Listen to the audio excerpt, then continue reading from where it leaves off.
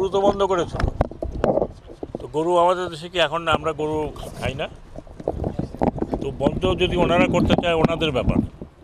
ওনারা বন্ধ করলে ওনাদের ইকোনমি ক্ষতিগ্রস্ত হবে। এইটার সাথে হাজার হাজার লক্ষ লক্ষ লোক জড়িত ওই পারেও।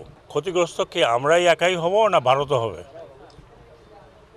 কারণ আমরা যদি দ্বিতীয় বৃহত্তম অথবা তৃতীয় বৃহত্তম অথবা চতুর্থ বৃহত্তম ব্যবসায়িক কেন্দ্র হই ভারতের জন্য, ফোর্থ লার্জেস্ট মানে পত্রপত্রিকা মাফিক, আবার অনেকে বলে সেকেন্ড। তো ভারত যে আমাদের কাছ থেকে বিনা পয়সা দিয়ে যায়, টাকা দিয়ে যায়, তাহলে ওটা যদি তারা বন্ধ করে দেয়, আমি তো বলি বন্ধ করুক। গরু তো বন্ধ করেছিল। তো গরু আমাদের দেশে কি এখন আমরা গরু খাই না? তো বন্ধ যদি ওনারা করতে চায় ওনাদের ব্যাপার। ওনারা বন্ধ করলে ওনাদের ইকোনমি ক্ষতিগ্রস্ত হবে। এইটার সাথে হাজার হাজার লক্ষ লক্ষ লোক জড়িত ওই পারেও, লক্ষ লক্ষ লোক এই পারেও জড়িত। পলিটিক্যাল বিষয় ওগুলো পলিটিক্স ওনারা করছেন, কিন্তু আমি মনে করি না ব্যবসায়ীরা কখনো এটা সাপোর্ট করবে। এত বড় একটা বাজার, সেই বাজারকে নষ্ট করবে বলে আমার মনে হয় না। হ্যাঁ, কাজেই একদিন দুই দিন অবরোধ আমরাও তো করি মাঝে মধ্যে।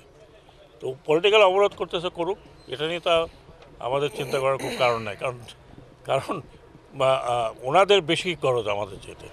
আমরা শান্তিপূর্ণ পরিবেশে, হিন্দু মুসলিম বৌদ্ধ খ্রিস্টান শান্তিপূর্ণ পরিবেশে আমরা বসবাস করছি। সেক্ষেত্রে আপনার এখানে ভারতীয় যে মিডিয়া যে পরিমাণে উস্কানিমূলক যে বাজে মন্তব্যগুলো করছে, সে ব্যাপারে কিছু বলবেন কি?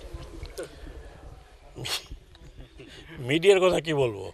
হ্যাঁ, আপনারা চুম্বক, যেমন আপনারাও তো চুম্বক অংশ দেন, হ্যাঁ, ক্যাচ করার জন্য। তারাও তাদের মিডিয়া চালানোর জন্য নানান রকমের, তাতে এতে যেটা হচ্ছে সেটা হচ্ছে আমাদের চাইতে তাদের ক্ষতি হচ্ছে বেশি।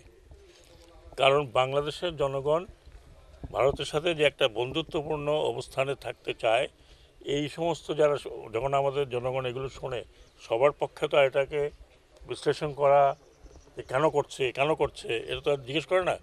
তখন আরও বেশি মানুষ ভারতের বিপক্ষে দাঁড়িয়ে যাচ্ছে। তো আমি আশা করি যে ভারতীয় মিডিয়া যারা এগুলো করছেন, তারা হয়তো তাদের টিআরপি বাড়াচ্ছেন ঠিকই, কিন্তু অন্যদিকে যে কমে যাচ্ছে সেটা খেয়াল করছেন না।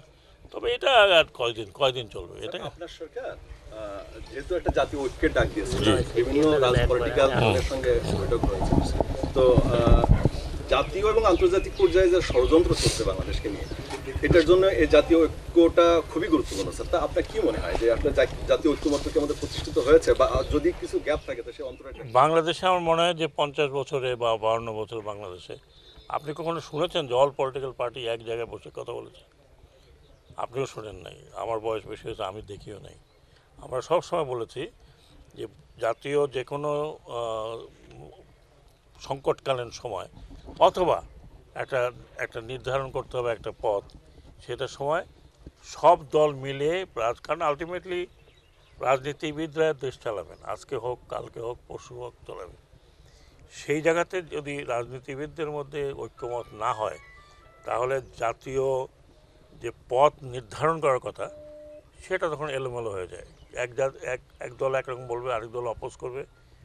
এখন যেহেতু সবাই একত্রে বসেছেন, এবং এরপরে তো সব আমাদের যে ধর্মীয় যারা সব তারাও একসাথে বসছে।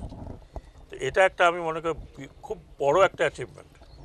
এটা একটা উদাহরণ যে যদিও জাতীয় কোনো বিষয় হয় যেটা এফেক্ট করবে সবাইকে, সেটা নিয়ে সবাই মিলে আলোচনা করে একটা রাস্তা বের করে, আমার মনে হয় যে এটা একটা এক্সাম্পল হয়েছে। আগামীতে যারা সরকারে থাকবেন তারাও হয়তো এটা করবেন। আমরা বিদেশে যা দেখি, কোনো কিছু হলেই দলের মধ্যে অনেক ডিফারেন্স আছে, কিন্তু জাতীয় পর্যায়ে কোনো বিষয় হলে একত্র হয়।